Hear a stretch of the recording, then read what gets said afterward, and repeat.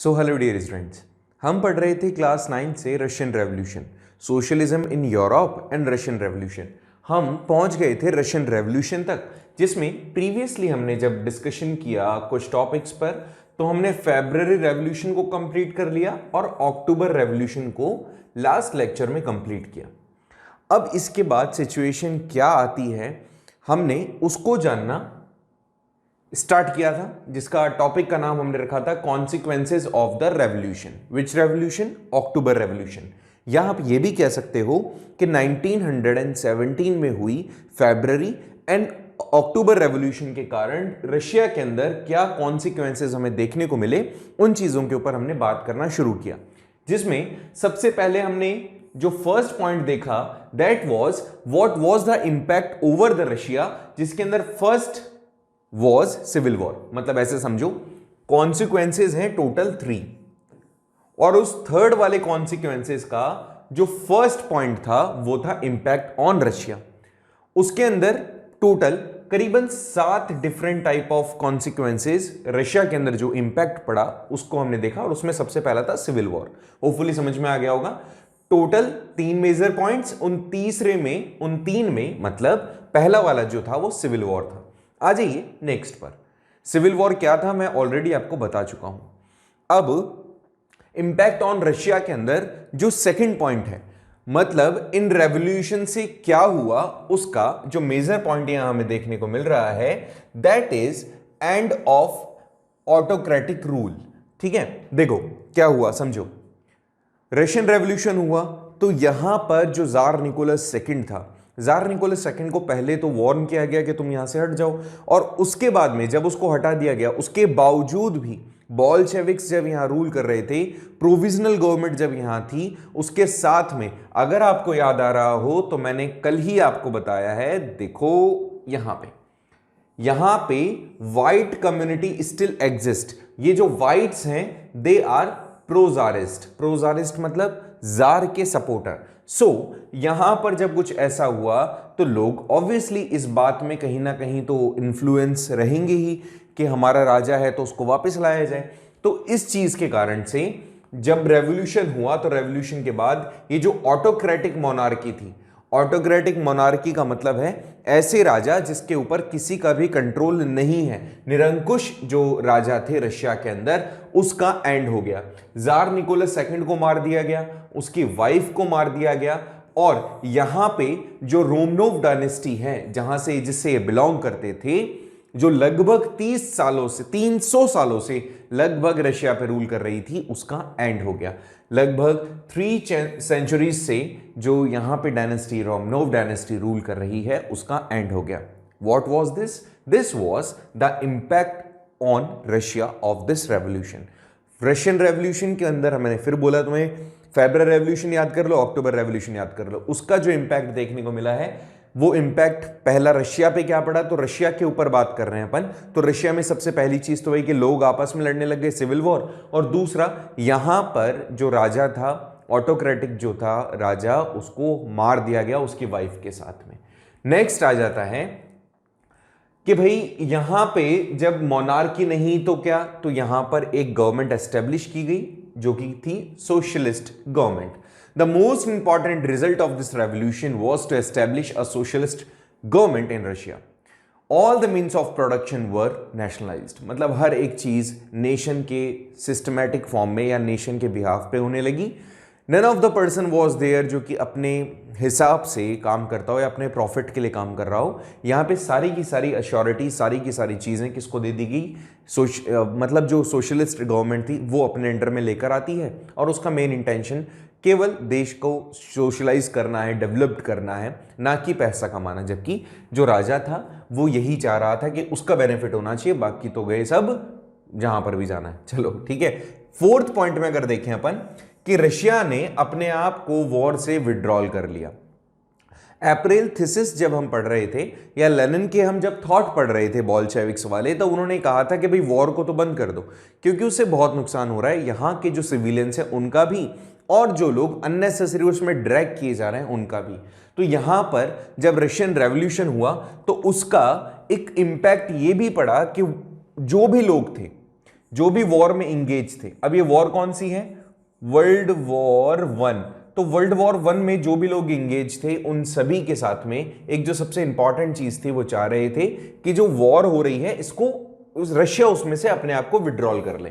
तो Lenin and Bolshevik party, इन्होंने अपनी पावर का यूज करते हुए ये डिसाइड किया कि they will not be the part of the war further. अब ये आगे वर्ल्ड वॉर वन का पार्ट नहीं रहेंगे। उसके पीछे का रीजन कि most of the revolutionaries through that the war was being fought to satisfy imperialistic designs of the tsar. इन्होंने कहा कि जितने भी रेवोल्यूशनरीज हैं और रेवोल्यूशन के अंदर जितने भी लोग गए थे, उनका मेन तो जो लड़ाई का मकसद था वो यही था कि जो जार की डिजायर्स थी, जार जो था वो अपनी जो इच्छाएं हैं, अपना पावर जो दुनिया को शो कर रहा था या करना चाह रहा था, उसी के कारण से इसको वॉर में ये इंगेज हुए थे।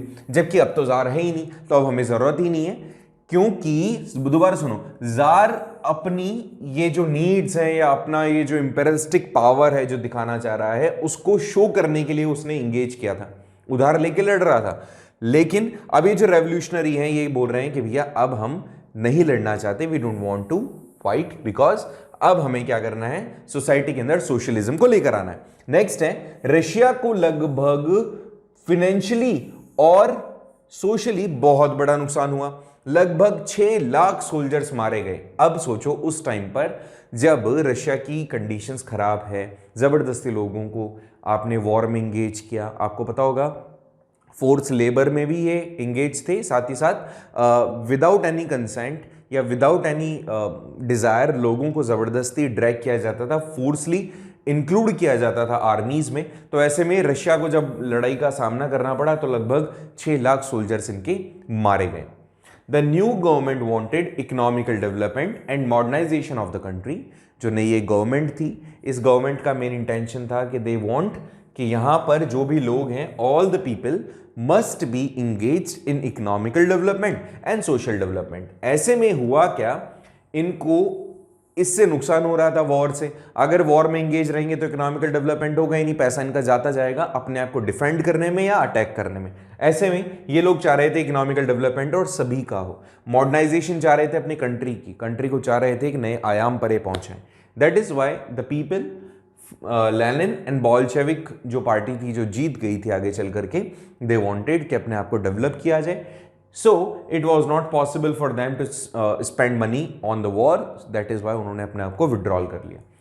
यहाँ पर हमने 4 पॉइंट देखे, इन चारों में आपको कोई प्रॉब्लम है तो बता दीजिए। मेरे हिसाब से आपको प्रॉब्लम नहीं होनी चाहिए। चलो एक बार फिर से देख लो इसको, क्या कह रहा हूँ मैं, कि यहाँ पे ऑटोक्रेटिक जो रूल था, मतलब जार निकोलस सेकंड जो था उसको मार दिया गया। यहाँ पे सोशलिस्ट गवर्नमेंट एस्टेब्लिश कर दी गई बोल्शेविक पार्टी के थ्रू, अपने आप को वॉर से इन्होंने विड्रॉल कर लिया। पहला वाला सिविल वॉर था। नेक्स्ट है, यहां पे इकोनॉमिकल डेवलपमेंट के लिए और इंडस्ट्रियलाइजेशन के ग्रोथ के लिए फोकस किया जाना शुरू किया गया। ठीक है, इंडस्ट्रियलाइजेशन के ग्रोथ और इकोनॉमिक डेवलपमेंट के लिए इन्होंने काम करना शुरू किया। एक चीज जो आती है याद रखें, 5 ईयर प्लान इन्होंने इंट्रोड्यूस किया इस टाइम पर।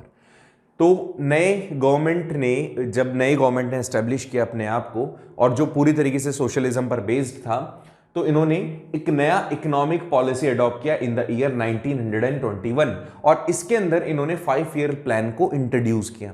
मान के चलें आप, अगर कभी भी आपके इंडियन कॉन्स्टिट्यूशन के बारे में भी आ जाए कि 5 ईयर प्लान का ये जो आइडिया है हमने कहाँ से लिया है, तो हमने यहीं से लिया है।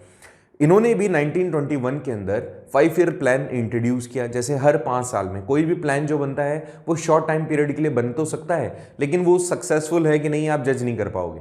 इसीलिए इन्होंने भी 5 ईयर प्लान इंट्रोड्यूस किया और फिर हमने आगे चल के जब हमारा कॉन्स्टिट्यूशन बन रहा था तो यहीं से हमने इंस्पिरेशन ली, क्योंकि ये सक्सेसफुल था।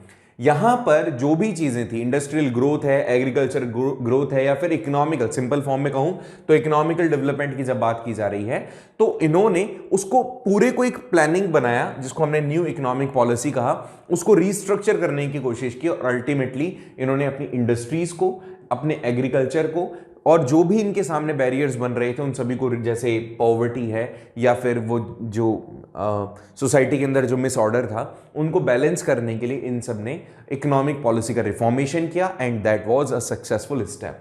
Got it? तो यहां पर क्या हुआ, इंडस्ट्रियल ग्रोथ पे इन्होंने काम किया, इकोनॉमिकल डेवलपमेंट पे इन्होंने फर्दर काम किया। We are just talking about the Russia. The next thing, equal right to all the nationalist. यहां पर ये जो पॉलिसी ऑफ डिस्क्रिमिनेशन था, जो भी नॉन रशियन नेशनलिस्ट थे उनके अगेंस्ट में जो ये चीज चल रही थी, इसको इन्होंने खत्म कर दिया और इक्वलिटी के ऊपर ये फोकस करने लग गए। कैसे? USSR was recognised. भाई बहुत ही सिंपल था कि जब ऐसा कुछ इक्वलिटी आपको सब जगह पर एस्टेब्लिश करनी है तो what you need to do is you just need to focus, कोई ऐसी चीज आप बनाओ जिससे कि जो ये डिफरेंसेस हैं उसको हटा दिया जाए, खत्म कर दिया जाए। तो यहां पर भी यही किया गया। जो यूएसएसआर था, यूएसएसआर को एस्टेब्लिश किया गया, जिसके अंदर पेजेंट्स भी हैं, वर्कर्स भी हैं, सोवियत यूनियन भी है, मतलब सोवियत ग्रुप भी है, मतलब फाइटर्स जो सोल्जर्स हैं वो भी हैं। मतलब यहाँ पे आपने कॉमन पीपल जो भी हो सकते थे उन सभी को आपने एड ऑन करके एक ग्रुप बना दिया। ये सारे के सारे नेशनलिस्ट थे। तो जो नॉन रशियन कम्युनिटी थी, जो नॉन रशियंस थे, इनको भी फ्रीडम था अपने आप को डेवलप करने का। अब ये डेवलपमेंट इनके सेंटिमेंट्स के थ्रू भी हो सकता है, इनके आइडियाज़ के थ्रू भी हो सकता है, इनके कल्चर के थ्रू भी, इनके लैंग्वेज के थ्रू भी। मतलब आप ये कह सकते हो कि डेवलपमेंट का जो भी एस्पेक्ट हो सकता था, डेवलपमेंट जिन जिन वेज में कर सकते थे उन सभी को करने की इनको परमिशन थी। So now they were very free और they were free to experiment on their culture, on their language. अब वो फ्री हैं, ऐसा नहीं है कि अब वो कुछ कर नहीं पाएंगे अपने मन मर्जी से। सो ये चीज़ भी यहाँ पर की गई। नेक्स्ट था, यहाँ पर आगे चल करके जो रशिया था, जब इसने इतने सारे रिफॉर्मेशन किए तो वर्ल्ड में एज अ सुपर ब्लॉक ये बनकर के सामने आया। वर्ल्ड पावर के तौर पर ये अपने आप को इमरजेंस में लेकर आता है या एग्जिस्टेंस में आता है। जो नई गवर्नमेंट थी उन्होंने ऐसी पॉलिसीज अडॉप्ट करी जिससे कि कहीं ना कहीं मॉडर्न टेक्नोलॉजीज का डेवलपमेंट हुआ, प्रमोशन हुआ, बूस्टअप मिला इंडस्ट्रीज को, एग्रीकल्चर को। धीरे धीरे इकोनॉमिकल एंड सोशल डेवलपमेंट होता गया and they came in a spotlight and as a world leader, one of the world leaders, ठीक है, या सुपर पावर भी मैं कह सकता हूं। आगे चल करके यूएसएसआर ने ब्लॉक्स बनाए, ठीक है, यूएसएसआर के एक ग्रुप बना जो कि सबसे पावरफुल कंट्रीज में काउंट होने लगा। तो यहाँ ये समझ के चलो धीरे धीरे जो नई गवर्नमेंट थी उसने अपने आप को डेवलप किया और इतना डेवलप कर लिया कि वर्ल्ड की सुपर पावर में इसको काउंट किया जाना, मतलब ऑब्वियसली किया जाने लगा। ठीक है, नेक्स्ट ये तो पॉइंट हमने देख लिया, impact on Russia. Now the next thing is making of a socialist society. This is also the consequences. ये one of the consequences it is. मैंने आपको बताया था 3 consequences हैं। तो यहाँ पे सोशलिस्ट सोसाइटी बनाना या बनाई गई, कैसे हुआ, क्या हुआ, लेट्स सी। देखिए भाई कि जो बोल्शेविक्स थे उन्होंने इंडस्ट्रीज को और बैंक्स को नेशनलाइज कर दिया था। यहां पर now peasants were permitted to cultivate on the lands. जो भी लैंड्स थी उनको एक तरीके से हैंड ओवर कर दिया गया था। किसको? आगे चल के जिनके मतलब इनके अगेंस्ट में हुआ था ना बोल्शेविक्स के, लेनिन ने कहा था कि भाई जो भी जमीन है उसको बांट दो, रीडिस्ट्रीब्यूशन होना चाहिए। तो ऐसा ही हुआ कि यहाँ पे परमिट किया गया पीजेंट्स को कि वो कल्टीवेट करें लैंड के ऊपर, and that had been socialised. ठीक है, a process of centralised plan was introduce. सारी की सारी चीजें जो भी हुई प्लानिंग कमीशन के थ्रू होने लगी, और जो लेनिन था और बोल्शेविक जो थे उन्होंने सारी की सारी चीजें सेंट्रल पावर या सेंट्रल गवर्नमेंट के अंडर में दे दी, जिससे कि पूरे नेशन में एक जैसा डेवलपमेंट देखा गया। नेशनलाइज जो प्लानिंग था इसने इकोनॉमी को ग्रोथ दिया। तुम्हें पता ही है 5 ईयर प्लान इसी से निकला है, जो 5 ईयर प्लान था वो इसी से निकला। यहां पे rapid construction led to the poor working condition. अब लगातार काम किया जाना है, आपको फोर्स किया जा रहा है कि आप इंडस्ट्री डेवलपमेंट करो या सोशलिज्म लेकर आओ। ऐसे में जो जो काम था, अब इन पे जब प्रेशराइजेशन होने लगा तो थोड़ा सा दिक्कत ये हुई कि वर्किंग कंडीशन थोड़ी धीरे धीरे पुअर होने लगी। ये मैं थोड़ा सा आपको एक्सप्रेस कर रहा हूं। कैसे? देखिए, जब किसी इंडस्ट्री का डेवलपमेंट करना है तो वहां पर अगर आपने एक ही चीज को फोकस कर दिया कि आप किसी भी तरीके से इंडस्ट्रियल डेवलपमेंट लेकर आओ, तो ऐसा अगर आपने सोचा है तो व्हाट यू विल डू, आप कहीं ना कहीं वर्किंग कंडीशन को बेकार कर देंगे। और जब ये वर्किंग कंडीशन बेकार होने लगी तो थोड़ा तो क्रिटिसिज्म होगा ही। ऐसा ही कुछ इनके साथ भी हुआ। देखो और क्या हुआ extended schooling system developed, arrangements were made for the factory workers, peasants to enter universities. Working condition तो बुरी हुई, लेकिन इनको ये भी पता था लेनिन एंड बोल्शेविक्स को कि ये लोग जो काम कर रहे हैं उनके साथ में प्रॉब्लम ये होती है, कुछ लोग तो काम इसलिए भी नहीं कर रहे हैं कि इनके बच्चे छोटे होते हैं या बच्चे पहले से ही वर्क कर रहे होते हैं कहीं फैक्ट्री वगैरह में, तो इनको ये तो पता था कि कंडीशंस बुरी है और इंडस्ट्रियल डेवलपमेंट हमें करना है। पॉजिटिव एस्पेक्ट था कि वर्किंग कंडीशन बुरी थी यहां पर, उसको ये जान गए कि हमें उनको बेटर करना है। तो व्हाट दे हैव डन, उन्होंने स्कूलिंग सिस्टम को बेहतर करने के लिए नए नए कोर्स डिज़ाइन किए, लोगों को किस तरह से हम इंगेज कर सकते हैं स्कूलिंग के अंदर या कॉलेज में या यूनिवर्सिटीज़ में, उनके ऊपर प्लानिंग किया जाने लगा। ऐसा ही एक और इम्पॉर्टेंट चीज़ है यहाँ पे, जो क्रचेस थे। क्रच क्या होते हैं? क्रैचेस वो कहते हैं ना, जैसे छोटे बच्चे होते हैं उनको छोड़ दिया जाता है और पेरेंट जो होते हैं वो वर्क करने जाते हैं, कहीं भी काम करते हैं, वो चीज़ें यहाँ हुई। जो क्रैचेस थे, क्रैचेस मतलब एक ऐसा जगह, एक ऐसी प्लेस जहाँ पे जो छोटे बच्चे होते हैं उनको वहाँ पे छोड़ दिया जाता है, उनका टेक केयर करने के लिए वहाँ पे लोग होते हैं। और जो मेल एंड फीमेल वहाँ एग्जिस्ट करते थे, जो वर्किंग ऑर्डर था वो वर्किंग क्लास फैक्ट्रीज में जाके काम करता था और कहीं ना कहीं ये भी जो भी चीज़ें होती थी वो सेटिस्फाई कर दी जाती थी। तो creches were establish in factories for the children of women workers. तो ये जो क्रैच थे इनको कहाँ एस्टेब्लिश किया गया? वर्कर्स के, विमेन जो वर्कर्स थी कि भाई वो काम करने आ जाएं, तो फैक्ट्रीज के पास में ही या फैक्ट्रीज के अंदर इनको एस्टेब्लिश कर दिया जाता था। The cheap public health care were provided. अब थोड़ा सा ये समझो कि यहाँ पर जब इतना सब कुछ हो रहा है तो हेल्थ को ऊपर भी कहीं ना कहीं फोकस किया जाएगा। तो जैसे गवर्नमेंट हॉस्पिटल्स होते हैं वैसे यहाँ पर भी कुछ ऐसा ही इस्टेब्लिश किया गया। बहुत ही सस्ती रेट्स पर, काफ़ी मतलब आप कह सकते हो चीप रेट्स पे हेल्थ केयर फैसिलिटीज़ प्रोवाइड किया जाने लगा। Modern living quarters were set up for the workers. जो मतलब लिविंग कंडीशंस थी उनको भी बेहतर करने के लिए फैक्ट्री वर्कर्स या फैक्ट्री ओनर्स के थ्रू या गवर्नमेंट के थ्रू इनिशिएटिव लिए गए कि इनकी वर्किंग कंडीशन को बेहतर करने के लिए स्लम्स से इनको हटा करके कुछ क्वार्टर्स प्रोवाइड किए जाएं जहां पर ये आसानी से अपनी लाइफ को आगे बढ़ा सकें। तो ये मान के चलें, जब सोशलिस्ट सोसाइटी बनानी है तो सोसाइटी के अंदर जो भी चीज़ें की जानी है उन सभी को एक सिस्टमैटिक मैनर में किया जाना है। क्या क्या हुआ है? सेंट्रलाइज सिस्टम लाया गया है, वर्किंग कंडीशन जो बुरी थी उसको वापस से कंस्ट्रक्ट करना था और ऐसे में कई सारे अरेंजमेंट्स किए गए, स्कूल्स वगैरह को ज़्यादा फोकस किया गया, यूनिवर्सिटीज़ को फोकस किया गया। विमेन की जो लाइफ थी, चाहे वो खाने पीने से, चाहे उनकी हेल्थ या उनके रहने सहने से, सारी की सारी चीज़ों को वापस से एक तरीके से रिस्टोर किया गया। ठीक है, थोड़ा जल्दी इसलिए बता रहा हूँ क्योंकि हमारे को जल्दी जल्दी कोर्स कंप्लीट करना है, क्योंकि उसके बाद हमारे पास दूसरे और भी बहुत सारे प्रोजेक्ट्स हैं। अब देखो कंडीशन क्या हुई, ये जितनी भी चीजें चल रही थी इस दौरान जो लेनिन थे उसकी डेथ हो गई, व्लादिमीर लेनिन मर गए। अब ऐसे में बोल्शेविक पार्टी की जो कमान थी वो जोसेफ स्टालिन के कंधों पर आ गई।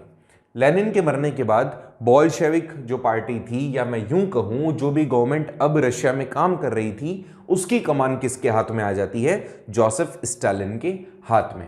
तो यहां पे नेक्स्ट जो हमारा पॉइंट है वो यही है कि स्टालिन जैसे ही आते हैं रशिया के अंदर, रशिया में स्टालिन के आने के बाद में स्टालिनिज्म आया, और ये स्टालिनिज्म क्या था वो अभी बात करेंगे अपन। और स्टालिनिज्म के साथ में कलेक्टिवाइजेशन भी हमारे यहां पर देखने को मिला। अब इन दोनों में ही क्या था, इन सभी चीजों को लेट्स हैव अ लुक, इनको देखते हैं, डिस्कस करने की और समझने की कोशिश करते हैं। कई बार वैसे तो पूछ लिया जाता है एक क्वेश्चन जो इससे जुड़ा हुआ है, देखो ऐसे ही पूछ लिया जाता है कि जो लेनिन है इनकी डेथ के बाद में तुरंत कौन आया?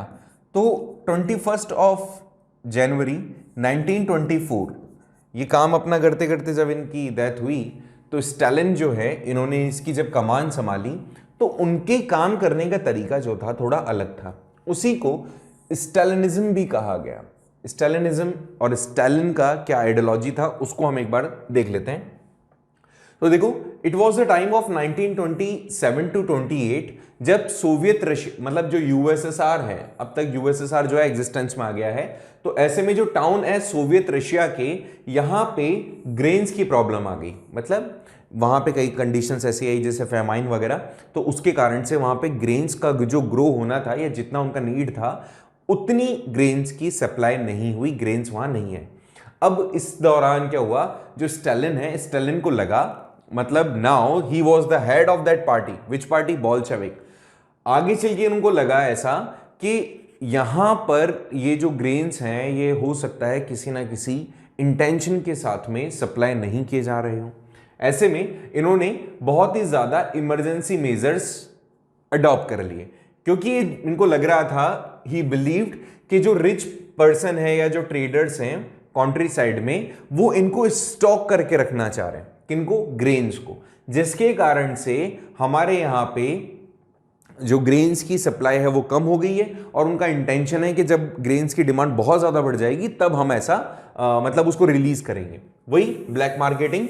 देखो इसको दोबारा समझो, जो स्टालिन है, स्टालिन का ये थॉट था कि जो ग्रेन्स की सप्लाई नहीं हो रही है, ग्रेन्स की जो कमी आई है वो सिर्फ इसलिए है क्योंकि उसको होल्ड कर दिया गया है, स्टॉक कर दिया गया है, और आगे चल के वो हायर प्राइसेस में उसको बेचेंगे। ऐसे में बहुत सारे रेड्स की गई कुलिक्स के यहां। कुलिक्स कौन होते हैं? जो रिच पीजेंट्स होते हैं या फिर जो ट्रेडर्स होते हैं वो। तो ऐसे में जो रिच पीजेंट्स हैं उनके यहां पर क्या किया गया, रेड किया गया, और इस रेड के अंदर उनको वैसे तो कुछ मिला नहीं। कारण यही था कि वो सिर्फ उनका बिलीव था, एक्चुअल में ऐसा नहीं था। और क्या हुआ, क्योंकि उन्होंने इमरजेंसी मेजर्स अडॉप्ट किए थे और ये जो प्रॉब्लम थी कॉन्टिन्यूसली बनी हुई थी, तो he has taken one more step, that was collectivisation. Collectivisation में क्या है, उन्होंने कहा कि भैया तुमने क्या कर दिया है, जमीन को बांट दिया है ना। वो हमने बोला था कहां पे, लैंड्स का रीडिस्ट्रीब्यूशन हुआ था लेनिन के टाइम पर, तो उन्होंने कहा कि जो तुमने जमीनें बांट दी है ना, अब वापस एक काम करो, उनको कलेक्ट करो। इसका मानना था कि जमीन के अंदर अगर आपने ये 4 टुकड़े बना दिए, ए बी सी और डी, अपनी अपनी नीड के हिसाब से, तो ऐसे में आपने जमीन को क्या कर दिया है, छोटा कर दिया है प्रोडक्शन के लिए। तो आप क्या करो, आप यहां पे ये जो जमीन है इसको वापस से एक कलेक्टिव फॉर्म में इसके ऊपर फार्मिंग करना शुरू करो। फ्रॉम द ईयर 1929 पार्टी लोगों को फोर्स करने लग गई कि आप कल्टीवेशन जो कर रहे हो वो कलेक्टिव फार्म्स में करो, मतलब मिलकर के फार्मिंग करो आप। उससे क्या होगा, ये जो डिवीजन हुआ है और डिवीजन के कारण जो जमीन है उसकी जो बर्बादी हुई है वो नहीं होगी। अब इसके हिसाब से जो इसका थॉट था वो पॉजिटिव था, बट लोगों को ये चीज ज्यादा अच्छी नहीं लगी। क्या हुआ देखिए इसके हिसाब से, और क्या कि इसने कहा the bulk of land and implements were transferred to the ownership of collective farms. अब जो चीज पहले जमीन किसी को दे दी थी तुमने, लेनिन के टाइम पर जो लैंड्स को डिस्ट्रीब्यूट कर दिया गया था, वापस से उनसे वो जमीनें ली गई हैं और कलेक्टिव फार्मिंग के लिए ओनरशिप ट्रांसफर कर दिया गया है। मतलब कलेक्टिव फार्मिंग करनी है, अब ऐसे समझो 4 लोगों की जमीन थी, 4 लोगों की जमीन को कलेक्ट कर लिया गया एक जगह पर। अब ऑनरशिप किसकी होगी, ऑनरशिप ट्रांसफर कर दी गई किसी एक आदमी के पास या फिर किसी दूसरे आदमी के पास, या हो सकता है चारों एक साथ करेंगे, लेकिन कॉन्फ्लिक्ट तो होगा क्योंकि वो कहेगा कि इस पे ज्यादा मुनाफा मेरा और इस पे ज्यादा मेरा। तो ऐसे में जिन्होंने इस चीज को लेकर के जो रजिस्ट्रेट हुए या जो उन्होंने अगर जो इनके अगेंस्ट में गए, जिन्होंने मना किया, तो उनको पनिश किया जाना शुरू कर दिया। इस बात से इनकी पॉलिटिकल पार्टी के अंदर ही क्रिटिसिज्म शुरू हो गया और द इंडस्ट्रियलाइजेशन और industrial production under the planned economy and the consequences of collectivisation were changed with the conspiracies against the socialism. अब सोशलिज्म के अगेंस्ट में जो चीजें होनी थी, अब जब पार्टी के लोग, हालांकि ये बात काफी ज्यादा एक अनएक्सपेक्टेबल थी क्योंकि पहले आपने ज़मीन डिस्ट्रीब्यूट की है, वापस से आप ले रहे हो और इसके बारे में कोई प्लानिंग आपके पास में नहीं है, तो पार्टी ने क्रिटिसिज्म भी किया और इसके ऊपर कहीं ना कहीं ये जो इकोनॉमिकल प्लानिंग इन्होंने की थी उसके ऊपर भी कहीं ना कहीं क्वेश्चन आ गया।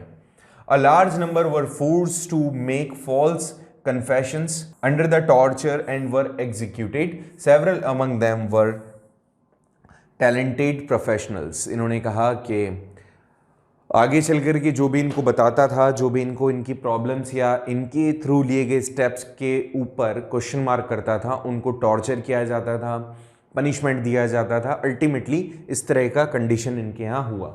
मतलब जो स्टालिन थे उनका थॉट और ये जो कलेक्टिवाइजेशन, मतलब ज़मीनों को एक जगह कलेक्ट करके उस पर फार्मिंग करना, इन थॉट्स ने लोगों के बीच में इनके अगेंस्ट में क्या कर दिया, नेगेटिव इम्पैक्ट डालना शुरू किया। एंड दैट नेगेटिव इम्पैक्ट कहीं ना कहीं इनके अगेंस्ट हुआ और ये जो बोल्शेविक पार्टी थी इसके भी अगेंस्ट में। हालांकि यहाँ पर एक प्रॉब्लम ये थी कि they were all doing the things for positivity, ये जो भी काम कर रहे थे वो पॉजिटिविटी के लिए था, as well as socialism they wanted to implement all over the USSR, so that people accepted this step and ultimately यहाँ पे जो भी conditions थी उनको लोगों ने स्वीकार कर लिया। मेरे हिसाब से यहाँ तक तो तुम्हें प्रॉब्लम नहीं आई होगी। ये हमारा मतलब एक तरीके का रशियन रेवोल्यूशन खत्म हो गया। अब सिर्फ हम इसके इम्पैक्ट्स पढ़ रहे हैं जो भी पूरे वर्ल्ड में देखने को हमें मिले। अभी तक तो हमने केवल रशिया में इसके इम्पैक्ट देखा और जो भी चीज़ें रशिया के आसपास मतलब यूएसएसआर में हुई उसको हमने पढ़ा। अब हम पढ़ रहे हैं कि पूरे वर्ल्ड में इसका क्या मतलब पड़ा। अब तक यूएसएसआर पढ़ा है आपने, रशिया पढ़ा है और यूएसएसआर, अब इसका इन्फ्लुएंस हम पढ़ रहे हैं all over the world. Got it? चलिए करें शुरू। लगभग लास्ट पॉइंट पर आ गए हैं, टॉपिक पर आ गए हैं हम। देखिए तो क्या ग्लोबल इन्फ्लुएंस रहता है रशियन रेवोल्यूशन का ऑल ओवर द वर्ल्ड। उसमें सबसे पहला जो पॉइंट है वो है promotion of socialism and communism.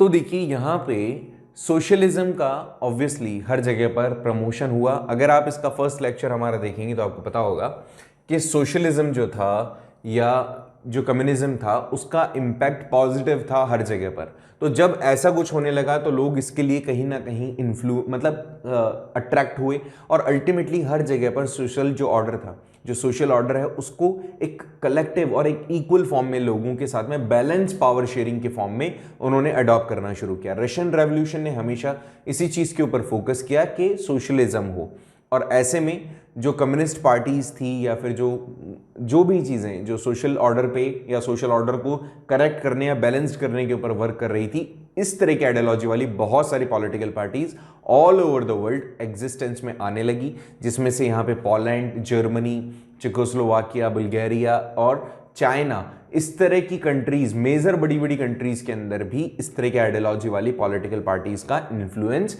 या एग्जिस्टेंस सामने आया। पहली चीज यहाँ पे सोशलिज्म एंड कम्युनिज्म को प्रमोशन मिला। दूसरा, डेमोक्रेसी का एक नया डेफिनेशन भी हमें देखने को मिला। यहाँ पे इस रेवोल्यूशन के बाद में ये महसूस किया जा सकता है कि जो भी पॉलिटिकल डेमोक्रेसी है जरूरी नहीं है कि वो केवल सोशल एंड इकोनॉमिकल इक्वालिटी के साथ ही है। देखो कितनी अजीब सी चीज थी ना, जहां पे एक क्लास ग्रुप इज देयर। अब यहां पे रेवोल्यूशन करने वाले कौन थे? वर्कर्स थे एंड पेजेंट्स थे। आगे चल के इनको जो भी सोवियत था उन्होंने सपोर्ट किया। यहां पर यही कहा, इस रेवोल्यूशन के बाद ऐसा महसूस किया जा सकता है कि जो पॉलिटिकल डेमोक्रेसी है had no meaning without the social and economical equality. Democracy का एक्चुअल में मतलब आपको पता चलेगा जब हर लोग, ये एक सेक्शन परेशान है और एक जो दूसरा सेक्शन है they are enjoying the supremacy, जबकि यहां पर इन लोगों को भी मौका मिलना चाहिए था। दिस वाज द रीजन कि, और यहां पे this was the proof that if you are not giving the equality in social order और इकोनॉमिकल ऑर्डर टू एवरीवन, तो you cannot establish the democracy. This was redefinition, we can say this was the redefinition of democracy. So this was the second point, and the third influence was everyone was fighting for their rights, especially workers as well as the peasants.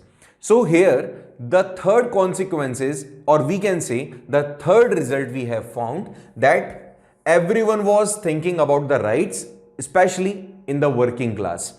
यहां पे जितने भी workers थे दे केम इन a single uniform, और मतलब एक तरीके से वो यूनिफॉर्म मैनर में आए, यूनाइटेड हो गए, और they were fighting for the equalities, they were fighting for their rights, और उन्होंने अपनी प्रेस्टीज को लेकर के, उनकी डिग्निटीज को लेकर के, वर्किंग कंडीशंस के लिए या फिर एक अच्छी लाइफ के लिए दे वर फाइटिंग और दे गॉट द राइट्स। यहां पर उनको राइट्स मिलते हैं वर्कर्स को। नाउ एक और चीज जो हम कह सकते हैं कि हर जगह पर नेशनलिस्ट जो सेंटिमेंट्स थे वो सामने आए इस तरह के रेवोल्यूशन के बाद।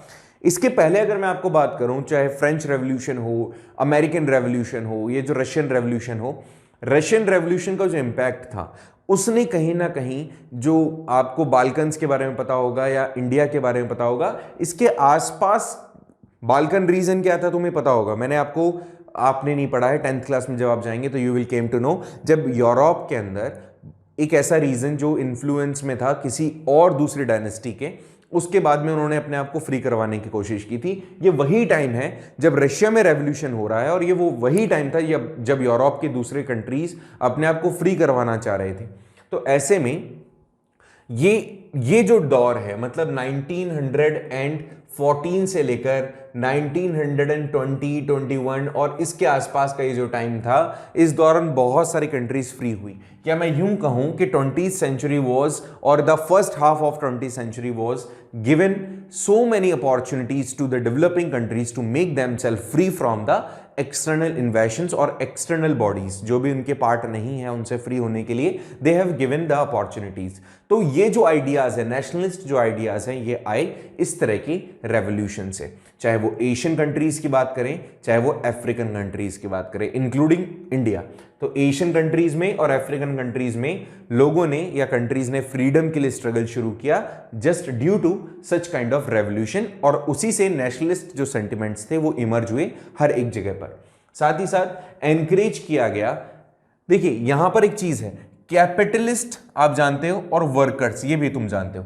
कार्ल मार्क्स की आइडियोलॉजी को एक बार याद करो। कार्ल मार्क्स कहता था कि वर्कर्स को भी आप अपॉर्चुनिटीज दो कि वो भी आगे चल के कैपिटलिस्ट बन सके। तो यहां पे जो स्ट्रगल था किस किस के बीच, कैपिटलिस्ट जो सारा प्रॉफिट कमाते थे, मतलब वर्कर्स मेहनत करते थे, सारा प्रॉफिट वो ले जाते थे। तो ये जो कैपिटलिस्ट थे और जो वर्कर्स थे, इनके बीच का जो स्ट्रगल था, उसके बीच मतलब पहले तक तो कोई कंपैरिजन ही नहीं था। आगे चल के जब इस तरह का कोई स्ट्रगल हुआ तो उनके बीच में कंपैरिजन होना शुरू हुआ, and that struggle gave the encouragement to the workers कि तुम्हें भी तुम्हारे राइट्स के लिए प्रोटेस्ट करना चाहिए, so that you can create और रिक्रिएट और रीऑर्गेनाइज योर कंडीशंस। जो भी आपकी कंडीशंस है उसको आप रीऑर्गेनाइज कर सको और आप भी अपॉर्चुनिटीज ले सको, जिससे कि आप कैपिटलिस्ट बन सकें फर्दर जो भी लाइफ है आपकी उसमें।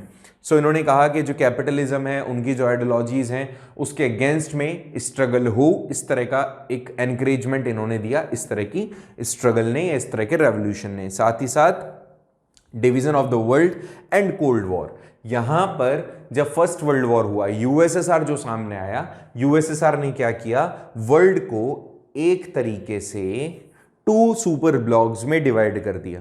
इस रशियन रेवोल्यूशन ने वर्ल्ड को 2 सुपर ब्लॉक्स में डिवाइड किया। कैसे किया, देखो भाई, यहां पे 2 ब्लॉक्स बन गए। फर्स्ट वाज यूएसएसआर और एक बन गया वर्ल्ड वॉर सेकंड के बाद में यूएसए।